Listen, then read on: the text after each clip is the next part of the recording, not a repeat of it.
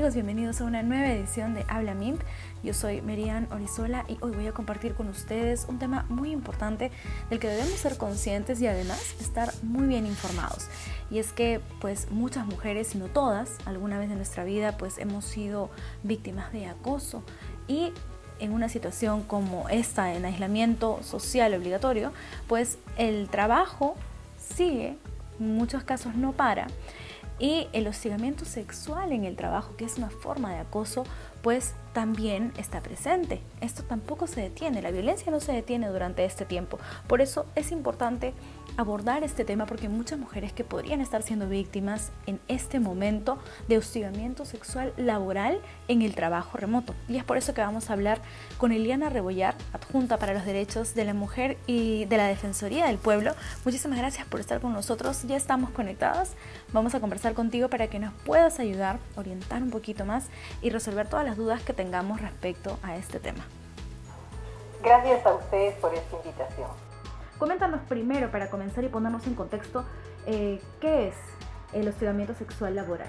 Bueno, el hostigamiento sexual laboral es una forma de violencia que tenemos que reconocerla como tal, porque también tenemos que reconocer que históricamente el hostigamiento no ha sido considerado como una forma de violencia. Ya en nuestro país se ha reconocido desde el año 2015 el hostigamiento sexual como una forma de violencia en la ley 30364, posteriormente con sus reglamentos. Y es importante la definición porque se considera hostigamiento sexual laboral aquella conducta que tiene una connotación sexual o una naturaleza sexual también que no es deseada por la víctima, no es deseada, y eso significa que hay una invasión hacia la intimidad de la persona y un acto en el cual se genera un ambiente que definitivamente es hostil, es intimidatorio y muchas veces humillante para ella. Esta actitud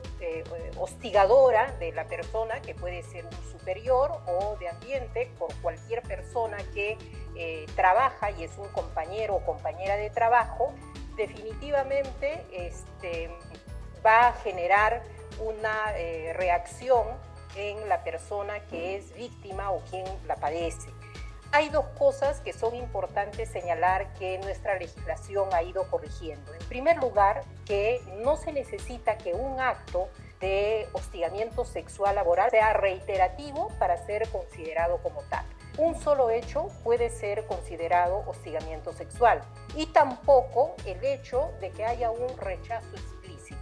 La norma establece que se trata de un acto de connotación sexual o una conducta de esa naturaleza que no es deseada. Entonces, ahí viene ya toda la secuencia de actos que pueden caer en esa calificación. Pueden ser gestuales, ser silbido, pueden ser miradas que tienen ese contenido y que tiene sensibilidad y que definitivamente molesta a la persona que es víctima.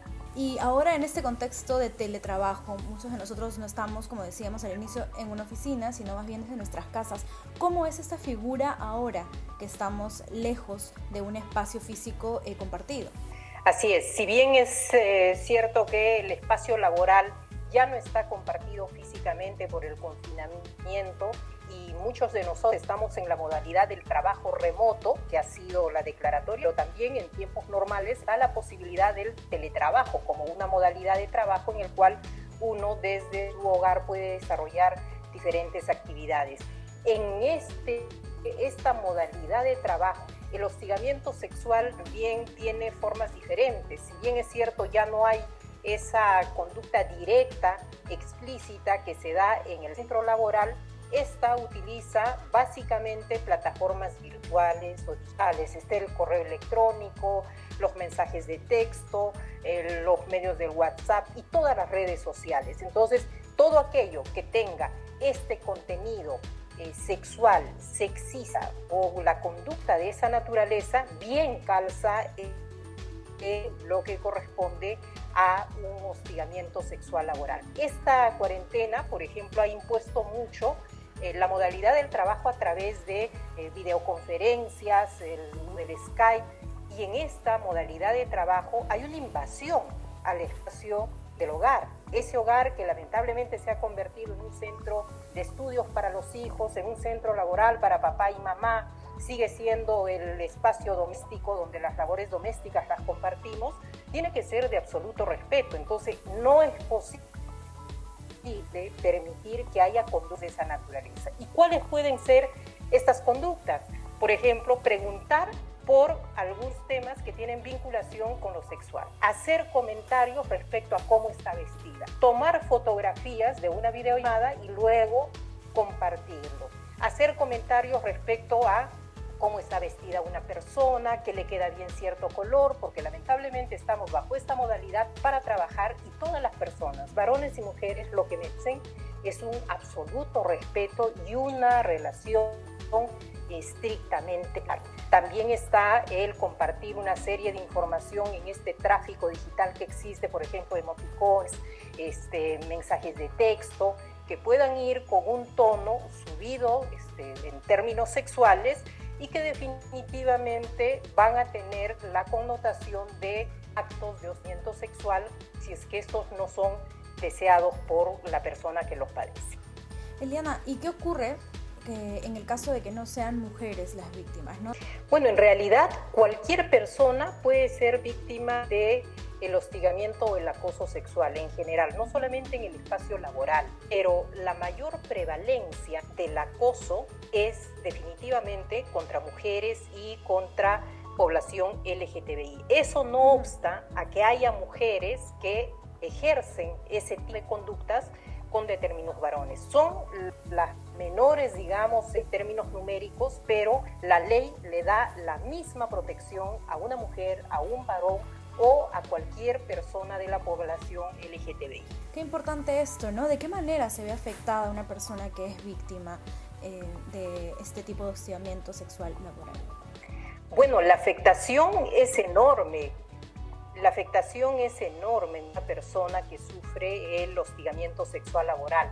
Una primera afectación es los términos médicos. Muchas veces se somatiza estos actos de humillación, intimidación, de miedo que tienen a la persona que las hostiga, porque tenemos que entender y hacer la diferencia. No es lo mismo hostigar a alguien que seducir a una persona con el respeto que ella merece. En el acto del hostigamiento existe un acto de poder, de querer ponerse por encima de la persona para imponer sus conductas o para exigir de ella una conducta de connotación sexual. Entonces, esto es importante señalarlo porque ahí está la clave del asunto. Entonces, cuando una persona se ve abrumada por otra persona que la acosa, la persigue, la intimida, exige una respuesta, amenaza con publicar fotografías que tiene, hace comentarios respecto de su vida sexual, de su comportamiento, le va a generar muchas veces hasta enfermedades médicas, físicas, pero fundamentalmente generar una reacción psicológica que puede ir desde la ansiedad, la depresión, el miedo, la inestabilidad emocional, y todo esto va a afectar su vida personal, pero no solo eso, va a afectar su vida laboral. Entonces, si ahora estamos en una situación que la propia cuarentena nos impone esos niveles de estrés respecto a lo que puede pasar, es inadmisible que en esta coyuntura del trabajo remoto se den estas prácticas por las que algunas personas, que mayoritariamente son varones, hacen uso y gala de ese mal sabido poder que tienen los varones sobre los hombres de mandar mensajes y hacer un tráfico de comunicación que tiene contenido sexista o sexual. Y acá debo detenerme para de repente poner ejemplos. Muchas veces creemos que ello ya va hacia el acto directamente sexual, a una proposición sexual, es un acto de hostigamiento sexual, pero no es así. Por ejemplo, darle diminutivos, calificativos a una mujer, decirle, oye muñeca, qué bien te ves hoy en la pantalla, ya es un tema de hostigamiento sexual si a ella esas palabras no le gustan. Decirle, oye bombón, qué lindo te queda, qué bonito sonríes, todo eso tiene una connotación de hostigamiento sexual, porque finalmente en igualdad de condiciones, varones, mujeres y todas las personas vamos a trabajar con un ánimo, con un objetivo. Y lo central ahí es que haya absoluto respeto por la persona humana, sea esta mujer, sea esta varón o sea de la comunidad LGTBI. Y ahora, ¿qué podemos hacer los demás? ¿No? Los compañeros de trabajo, que muchas veces podemos ver estas situaciones y no nos atrevemos de repente a denunciar, ¿no? Pero hay alguna manera de hacerlo. ¿Cuál es el rol que estamos cumpliendo las personas que estamos alrededor? Los propios compañeros, de repente la familia, ¿no? Muchas veces en el espacio laboral y el trabajo remoto, cuando estas actitudes son compartir, hay un falso espíritu de cuerpo de ponerse del lado de la persona que acosa y tiene estas conductas, porque en el fondo, en la personalidad de una persona acosadora, hay alguien que tiene una bajísima autoestima, que puede ser narcisista, que puede tener muchos complejos dentro y que la forma de existir es justamente hostilizando sexualmente a otra persona, que generalmente son mujeres. Entonces hay muchos que le hacen eco, que más bien disfrutan de cómo esa persona hostiliza sexualmente a las demás, pero hay otras personas que no. Entonces, cuando hay denuncia, ellos pueden convertirse en testigo. Cuando la persona no quiere denunciar, ellos podrían generar las comunicaciones a las oficinas de relaciones humanas, que son las responsables de ver estos temas en cualquier sistema, sea público o privado. Y esto también es importante decirlo, porque no podemos mantenernos al margen de este tipo de conductas. Por ejemplo, si alguien pone en la pantalla una imagen que tiene un contenido sexista, eso ya atenta contra todos los que están en ese escenario. Entonces sí hay que levantar la voz, hay que señalarlo, no podemos callarnos ante el hostigamiento, y ahí un llamado y también una felicitación a aquellos que pueden decirle a alguien que lo que está haciendo está mal. Pero eso pasa también por generar políticas de prevención desde las empresas, desde las instituciones públicas, para que sus trabajadores sepan cuáles son los parámetros en los cuales ellos tienen que conducirse respecto al hostigamiento sexual. Y esto es importante porque la prevención tiene que ver con la educación. Ellas deben saber cuáles son las reglas en la modalidad de trabajo que tienen. Y por ejemplo, en el trabajo remoto ahora, cualquier empresa, cualquier institución, lo que tendría que hacer es transmitir contenidos de qué cosas está prohibido y qué puede ir a un tema de hostigamiento sexual que puede merecer una sanción administrativa, una falta, e inclusive ir a un tema de connotación penal, porque tenemos que recordar que desde septiembre del 2018 ya en nuestro país el acoso sexual es un delito. ¿Y cuál es la diferencia entre ese comentario que no puede tener ningún significado respecto de convertirme en un sujeto pasible de un delito? La diferencia es la finalidad. Cuando la persona persigue un acercamiento con fines de tener contacto sexual con la persona, calza en plano delito. Entonces, las mujeres denunciar a los órganos de recursos humanos. Estos hacen la investigación, pueden establecer una sanción después de un proceso que es muy célere en la parte privada como la pública, y también tienen la obligación, cuando hay indicios de que hay delito, de comunicar a la comisaría o al Ministerio Público. Entonces no estamos hablando de un hecho irrelevante, normalizado, o incluso de querer desprestigiar a las mujeres indicando que a ellas les gusta que se les diga esas cosas. Ellas están contentas, o a las guapas se les dice esas cosas. Entonces, ¿qué cosa quiero? Yo ya no puedo enamorar, no puedo seducir. Esas son las formas de respuesta de aquellos hombres que todavía no han renunciado a su masculinidad hegemónica absolutamente machista. Por eso es importante que ahora tengamos estos espacios para poder difundir qué es lo que se puede hacer en estos casos, ¿no? De repente no muchas personas saben cuál es el procedimiento, ¿no? Y no saben también que es necesario solamente el testimonio, ¿no? Porque a veces decimos, ¿y de dónde saco pruebas? ¿Cómo así puedo comprobar pues que realmente estoy siendo hostigada, ¿no? En realidad, cuando se comunica al área de recursos humanos, esta tiene una responsabilidad inmediata en un día, ¿no? Darte todo el soporte médico o psicológico. Y sí tiene un valor preponderante la declaración de la víctima, pero esta debe ir acompañada por pruebas periféricas, testigos, grabaciones. En el caso del trabajo remoto, aquello que genera evidencia de lo que te han podido compartir por las plataformas, certificado médico del grado de afectación psicológica o psiquiátrica, también van a abonar en favor de la investigación. Y esto ha sido relevante, esta batalla legal que se ha dado, porque antes no había prueba. Entonces la mujer que denunciaba todavía quedaba denostada porque no podía probar, y sería un proceso por difamación a aquel caballero que le dijeron que él la había acosado. Entonces esto se ha superado, y acá de lo que se trata es de el conocimiento, el enfoque de género, porque esta perspectiva permite ver en qué contexto se ha dado ese acto de violencia que es el hostigamiento sexual. Por eso es que las comisiones, las secretarías técnicas deben tener acción en violencia de género y tener muy clara la perspectiva para poder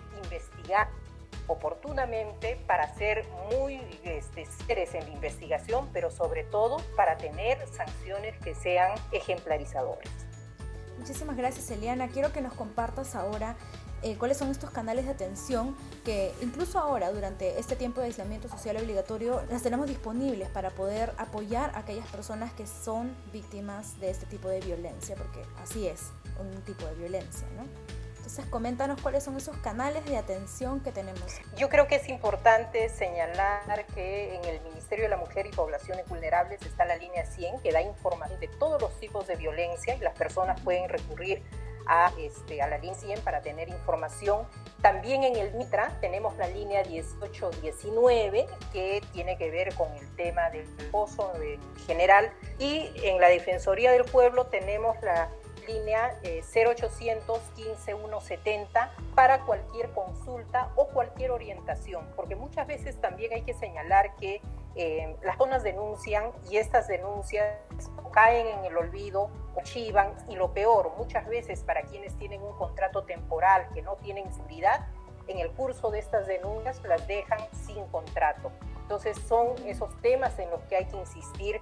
Creo que el Estado está respondiendo, y es importante que programas como estos puedan tratar aquellos temas que en la cuarentena no deben ser residuales, tienen que considerarse como temas fundamentales, y es importante la prevención y la promoción de derechos por el resto de las mujeres, prioritariamente en nuestro país en el ámbito laboral.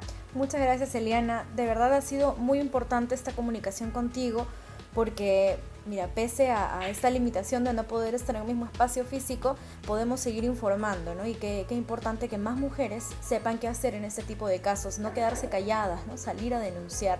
No teman, busquen ayuda. Tenemos que aprender a denunciar y entender que el hostigamiento sexual laboral es una forma de violencia, y las mujeres no tenemos por qué permitirlo, soportarlo y menos callarlo. Adelante con sus denuncias. Muchas gracias, Eliana. Te agradezco este tiempo realmente, porque es un tema muy importante que todas deberíamos saber. Yo me quedo con esto. Si hay un comentario que nosotros no queremos escuchar, simplemente no nos gusta, o simplemente no lo hemos pedido, nos hace sentir incómodas tal vez, lo mejor es pedir orientación. Si nos sentimos mal, ya hay un problema allí. Entonces podríamos estar siendo víctimas de violencia. Qué importante es que sepamos cuál es el proceso y no callar, denunciar, buscar nuestras redes de apoyo. No solamente llamar por teléfono a las líneas del Ministerio de la Mujer, de la Defensoría del Pueblo, del Ministerio de Trabajo, sino también contar con aquellas personas de confianza para que nos puedan servir como un apoyo grande, como un respaldo para este momento que, estoy segura, pues no es fácil para ninguna de nosotras. Sigamos entonces, gracias Eliana, sigamos entonces con mayor información en nuestras redes sociales. Sigan conectados, consúltenos, pregúntenos cuáles son los temas que les gustaría también escuchar en las próximas ediciones de Habla MIM, que estaremos muy dispuestos a compartir con ustedes más temas para lograr una sociedad más igualitaria, con más respeto y por supuesto solidaridad, que es lo que necesitamos hoy en este momento. Yo me quedo en casa. Nos vemos la próxima semana.